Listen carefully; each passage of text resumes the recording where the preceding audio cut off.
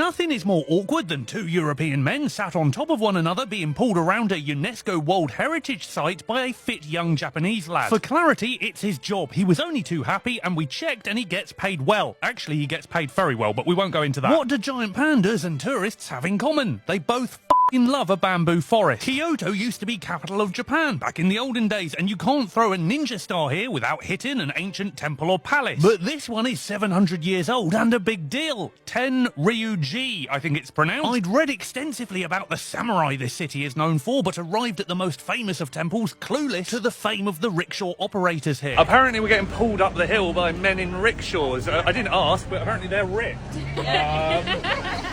I thought their level of excitement had gone up a notch. Was it awkward? Yes. Did the girls enjoy it? Yes. Was it fun? Kinda. Was I glad I was with Tom, one of the most travelled and relaxed men on the internet? Yes. I'm just not good at being front and centre. When I make these videos, normally I sneak around like the ninjas who were in this forest 400 years ago. I'm not going to show you actually inside the temple because the last thing the Buddhist community need is a chubby, sunburned English fella walking around inside their most holy of sites with an iPhone at arm's length making jokes about Kent. It was heartwarming to see the koi carp though. It is amazing to see koi carp in a pond outside a temple in Japan where they're meant to be and not in the pond in a garden of a scaffolder in Essex. Like all UNESCO World Heritage Sites, the place is basically an Instagram studio for visitors now. I just hope none of them have f***ed up their data roaming charges before uploading a heavily manipulated image of their trip to their stories. Otherwise it will be costing them a pretty penny. I have f***ed up in the past, embarrassingly, and run up a phone bill of about £120 because I didn't sort out data roaming,